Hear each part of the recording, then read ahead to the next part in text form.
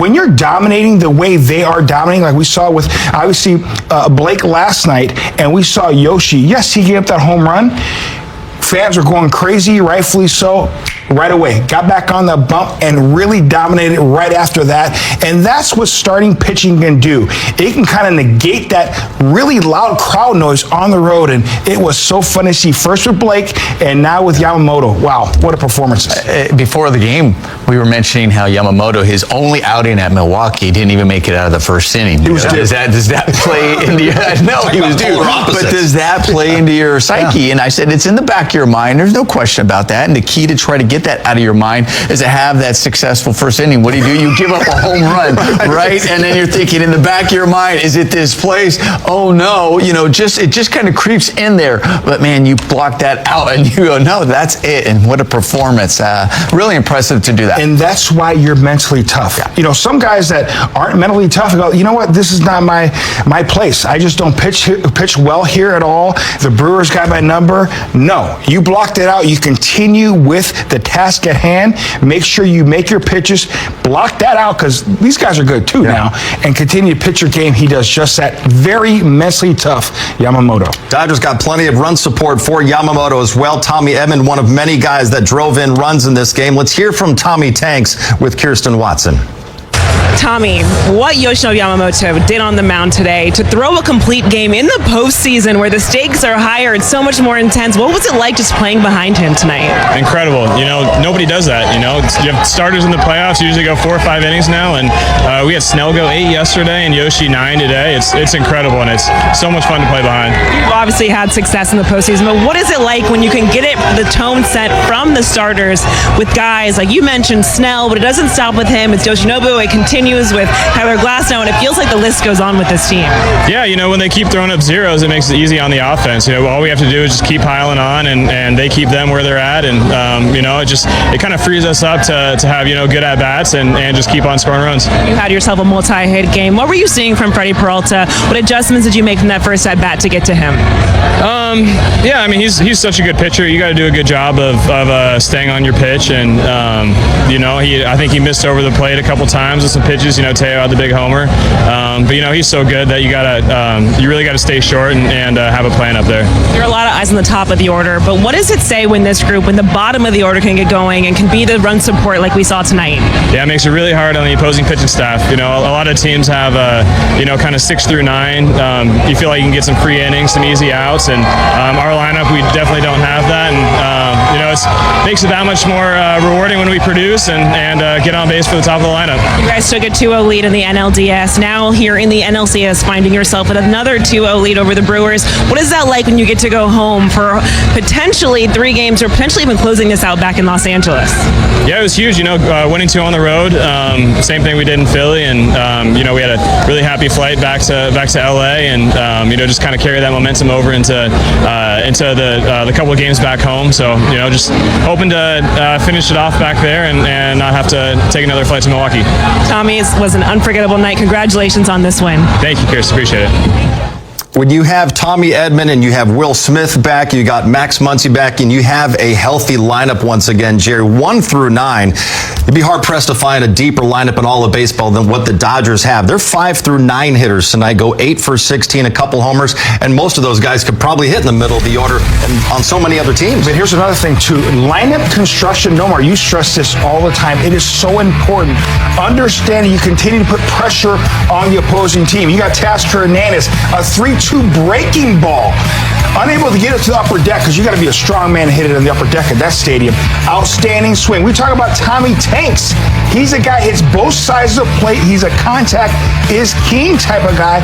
These guys are perfect complements to the superstars you already have in the lineup. They take professional at bats. You see Max Muncy and Kike Hernandez do that all postseason long. And this guy, good kudos to you, John. This was your call shot. Yeah, Andy Pages going the other way. Huge RBI double right there to put us ahead. I just love that approach. Keep that swing, Andy. Rock it the other way, standing side of the ball, and then Maximus Muncy. He listened to Nomar saying, hey, hit the weight room. He did just before this at bat and carried that ball an extra 5 feet to get it over. that fence and over that wall. But when you have everybody firing on all cylinders, giving you good at-bats, it is demoralizing to the opposing team. This offense, there was really good things, and I think just maybe one bad thing that I think they'll look and say, okay, we need to be better at, and now I'll pick on that one bad thing. They need to be better runners in scoring position, just 2 for 11. They know that, but the good outweighed that, and what the good was when you look at 8 of the 9 players got base hits. So this truly is up and down the lineup getting it done. Of the 5 runs, 2 of them were scored with 2 outs. So that's another good thing that we saw as well. You have 5 different guys get RBIs, which is impressive. You have a sack bunt in there, which also led to a run as well. So a lot of great things that could makes you overlook the 2 for 11 runners in scoring position. They were giving themselves chances, but the depth of that, to be able to do that, really puts stress on the opposing team. And look how many pitchers they had to go through and keep bringing in because of the different guys finding a way to get it done. Here's another thing, too, and everybody talks about the Dodger payroll. There's a lot of teams that spend a lot of money. I mean, boatloads of money. But what they fail to realize, the Dodgers do an incredible job with construction of the roster and also lineup construction. And also, yes, everybody uses analytics, but recognizing in this series, sometimes those analytics aren't going to work out. What did we see Paez do a couple times so far this series? Sacrifice bunts. We've seen Ben Rortvedt at times bunt. Getting guys over. You play guys that are postseason players. Kike Hernandez may not be the biggest analytical guy, but we know he's a gamer. They recognize that. Hey, he's a gamer. Analytics say, we don't play Kike, but the baseball people say you play Kike Hernandez in the postseason thriving. So give the Dodgers front office, their coaching staff, and their players their props. It ain't about just about the money. It's understanding roster construction, then lineup construction, and doing the little things to win ball games. Dodgers are doing that. You would certainly like them to be better than 2 for 11 with runners in scoring position, like you mentioned, Nomar. But a couple things I really liked in this game. Right after the Brewers get the run in the bottom of the first, they immediately get 2 runs in the top of the second, and then it's 2-1. They tack on. Muncy hit a big 2-out, 2-strike homer in the 6th. They get a run in the 7th and another run in the 8th. Yeah, they showed off the power. They definitely did that. But as you mentioned, John, getting those 2 runs right back is huge.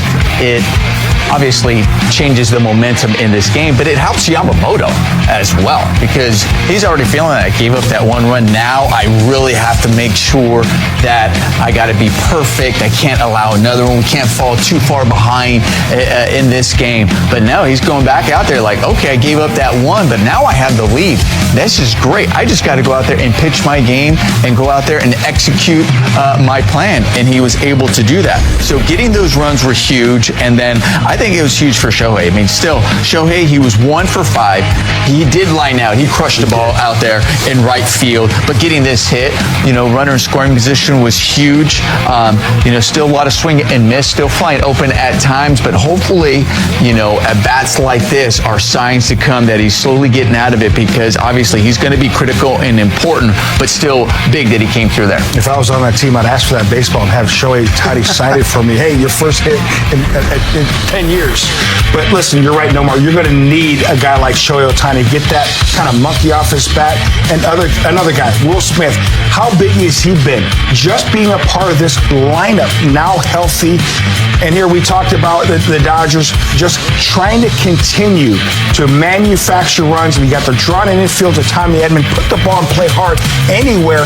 He gets rewarded. We saw it early with Shohei Ohtani with the drawn in infield.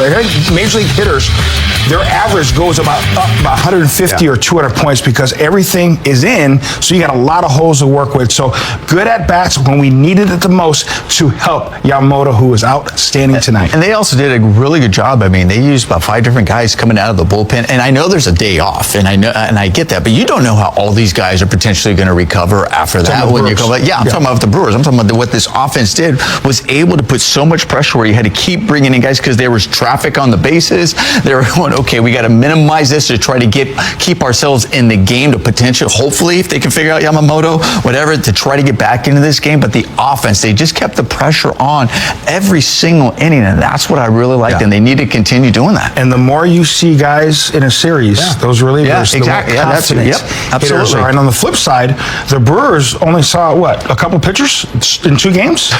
That's it. They have yet to see the Dodgers bullpen. So Dodgers bullpen is well rested heading home. dome for Game 3, and the Brewers offense hasn't seen a lot of arms, so that's advantage Dodgers. Meanwhile, Kike Hernandez continues to do Kike things in the month of October. 2 more hits tonight, reach base 3 times. Let's hear from Kike with Kirsten and the media. Well, first, just seeing a pitcher go out there, throw a complete game in the postseason, it's so much more intense, higher stakes. What was it like seeing Yoshinobu Yamamoto on the mound tonight? I wish I could say I'm surprised, but I'm not. We've all seen it all year long. When he's on, he's in total control. He fills up the strike zone. He's got a lot of different pitches that he can throw for strikes. A lot of pitches that he can throw ball to strike or strike to ball.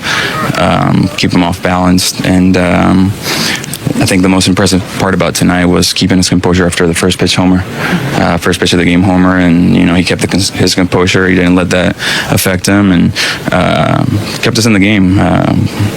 It was huge for us to be able to tie the game and take the lead the very next inning.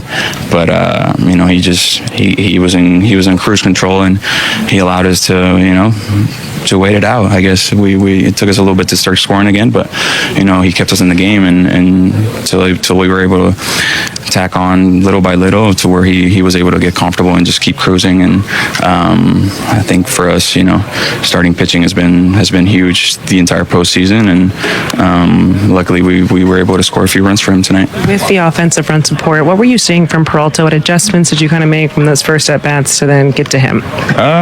He's a really good pitcher. He's got a really good fastball, and then he's got 3 good off-speed pitches that they kind of go in different directions. And for us, it was a matter of trying to elevate his pitch count to where we could get to the bullpen early enough. Getting Uribe back in the game was big. Getting Ashby, I think I don't know if we have missed a pitcher yet that we haven't seen. So in a best of 7 series, being able to see their pitchers is very important, and taxing that bullpen as much as we can. For us, being able to get Muncy hitting the ball to where Freely couldn't catch it was big, and then Show with a big RBI knock, and then Tommy as well, and then obviously Pies in the second inning with a big 2-out RBI double to get him going was big as well. But overall, we had more chances to score more runs, and we did it with the last 2 innings. We had the bases loaded, and we left them loaded, and we happened to score enough runs to where we can win game 1 and 2. But it's been all about our starting pitching thus far. How would you describe the way you guys were just able to come out here on the road and take 2 from them? The way I can describe it is by playing good baseball. Last night we weren't able to really score many runs, but Blake was Blake, and tonight they got on the board early, but Yoshinobu just kept doing his thing and allowed us to come back, tie the game, take the lead, and then just kept them there, which allowed us to find a way to get Peralta out of the game, and big homer by Muncy, and just getting to that bullpen and grind out that bullpen, because it's a really good bullpen, and we found ways to manufacture runs without hitting homers.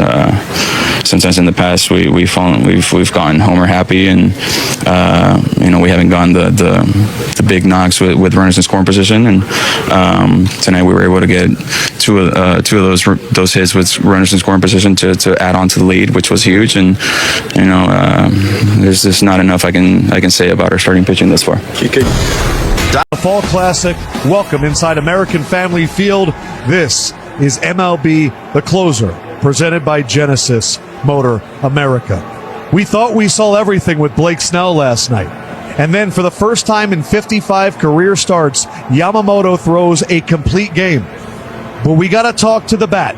There was a questionable double play last night, and then he answered it with a home run. 2 for 5 with a home run the second inning. Teoscar Hernandez is here. But Teoscar, I got to ask about the pitcher. What did we see from Yamamoto this evening? It's just amazing. He's been doing that. That's nothing new for us and for anybody. He's just doing it in the postseason now. He's a superstar. He's been showing us in last year. He was struggling last year at the beginning, but then he settled in and then just became Yamamoto, the same guy that pitched in Japan, the Windows MVP in Cy Young, is just showing it now in the MLB. Teo, buenas noches. Buena, mi papá, ¿cómo está? Bien, bendiciones. Amén, igual. Teo, I need to ask you, what is it about you guys and the road? You guys seem to be almost as comfortable as you are at home when you're playing. What is it about this team that seems to be so relaxed on the road? At this time now, it's 4-0 on the road against two pretty good teams. Describe that. Yeah, it just we just trying to go there, do our jobs, not thinking about the opposite team or the fans or the field. Just trying to go there, put pressure early in the game, not thinking about what pressures can the fans can bring or the other teams. It just, trying to do our job, trying to concentrate and execute our plans and just go from there. Teo, what's going on? This is Grandy. Congratulations again on picking up game 2 here. We talked about the pitching, but I'm going to switch it up and go to the offense, starting at the bottom of the lineup. 6, 7, 8, 9 with you all down there. 7 hits, 3 runs, and the 6th, 7th, and 8th inning of this game is where you score runs. What's up with you in the bottom of the lineup and the late inning games with this offense? It just, now we have everybody healthy. We had a pretty good lineup. We know that. We had a pretty good starting pitcher, like you mentioned. But our lineup is just getting deeper and deeper when everybody's healthy. That's the thing we can do. Even though the first 4 hitters haven't done the best that they can do. But it's there. But we all trying to get good at bats, get on base for the next guy, and just keep the line moving. Teo, earlier I heard you call Pedro your daddy. I just want to remind you that you're his daddy. Just make sure we get that right. You know who's your daddy. I know. Teo, it hasn't been any time recent that a team has won back-to-back World Series. The last opportunity was the Phillies in 08 and 09. Now, I know it's something that you're not supposed to talk about, but it's in the back of your mind, no doubt about it.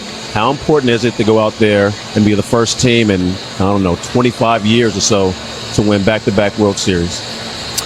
We don't think about that every day, but that was our goal. Our goal was to get back to the playoffs, trying to get back to the World Series and just bring another championship to LA. We all know it's not going to be easy. It's not easy. That's why it hasn't been done in a while. But that's the last goal. But we're just going to take one game at a time and just keep going. Teo, ¿hay algo que usted le quiera decir a su familia y a la gente de la República Dominicana? Por favor, brevemente, para dejarlo ir. Claro que sí, que lo quiero mucho, que gracias por el apoyo, que Dios lo bendiga y aquí estamos. Tratando de pasar a la Serie Mundial con 2 juegos más. Espero que sigan apoyándonos y mandándonos esa buena vibra a todos. Dios lo bendiga. Amén. Teoscar, there is no player in Major League Baseball the last 2 postseasons with more RBIs and more home runs than you. Stay hot, and we'll see you in Los Angeles, pal. Appreciate it. Thank you, Dios guys. me lo bendiga y lo mantenga saludable a todos. Amén. Good night, guys. Have a good one. Good night. Teo. All right, Pedro, translate. What did he say? Well, I just wish him blessings and to stay healthy, all of them. And I also asked him to just say something for the Dominican Republic and the people watching in his hometown. And he said that he loves them a lot, continue to support him, and that he wishes everybody the best and continue to support the Dodgers, that they're looking forward to go to the World Series. Well, they seem to be on their way behind another sterling pitching performance from the Los Angeles Dodgers. The Brewers have not had an at-bat with a runner in scoring position against a Los Angeles Dodgers starter. They've led this series for 11 minutes. 2 pitchers in back-to-back games go 8+ innings. We haven't seen that since 2016. It was Bumgarner and Cueto. So I'm going to start with you, Pedro. What are we watching right now? Because I don't think I've ever seen this. In fact, I know we've never seen this. Well, what I'm watching here is a very complete Dodger unit that's out there with a mission. And just like I was talking today in an interview, I said this team regardless of all the hype, all the money, and all the things that people want to really bring out about the Dodgers, they understand what they're into. They understand their business. They put everything aside. You know, the stardom in Hollywood, the fame, everything, where they're from, and they come to the field to play. That says a lot about the character that they have in that clubhouse and how those guys behave. They don't really pay attention to anything else but the game. Because this team, the Milwaukee Brewers, is a really good team. So was the Philadelphia Phillies. And we have seen them just take over in tie games, in any situation, playing outstanding defense. That says a lot about how professional those guys are in the clubhouse, and that goes from top to bottom. Before the game, Jimmy, you talked about the importance of not chasing Yamamoto pitches. 111 pitches, 81 strikes, and he got those guys chasing all night long. Definitely, and then we saw the first pitch of the game, their game plans to stay aggressive on a fastball. After that, Yamamoto made the adjustment, and we always talk about it. Pitching can neutralize a good offense. If a pitcher's throwing strike one and he's dotting it, not just throwing meatballs over the middle of the plate, and then he can get you to chase with his off speed, he's going to dominate. We've seen that tonight. We're talking about a team that doesn't chase much, but they didn't put anything and play hard after that first inning because he was dominating. Strike one, never in the same zone. Pitching up, pitching down, the big slow curveball, and that pitch right there, that split finger is devastating. And when you get that going against a team that is struggling, they really are. I mean, even the last season, they scored some runs early, and then they just fall off. It happened tonight. They scored in the first, and there's nothing going on. And when you have a pitcher that can go out there, especially after a performance like Blake Snell, and make them look just as, I guess, normal, the average Joe style, Jimmy, it's a bad combination. Let me tell you something. I don't think they're struggling, really. I think the Milwaukee Brewers were trying to do what they normally do. What they ran into is great pitching. And Yamamoto tonight was outstanding. His stuff was electric. And that's probably why he was able to pinpoint, control the entire game with his fastball. And then when he needed to, he ran to the slow breaking ball, which is a surprise to me that he was in such a command. And also the wipeout split that we saw strike out the last hitter. I think they have been pitched so well that it makes them look like they're struggling, but I don't think they are. They just were overmatched by Blake Snell and Yamamoto. And if we would have come in today's game and say that the Dodgers 1 through 3 hitters were 2 for 13 with 4 Ks, Peralta did his thing. But the bats at the bottom of the lineup, you mentioned it to Teoscar, boy, were they alive. It's amazing that we have these MVPs at the top of the lineup that still haven't really got it going. They've got a couple hits here, a couple hits there, but even Ohtani's single to score a run there, you can see the excitement on his face because they're trying to go ahead and know the things that they can deliver. But as Teoscar mentioned, their lineup is so deep.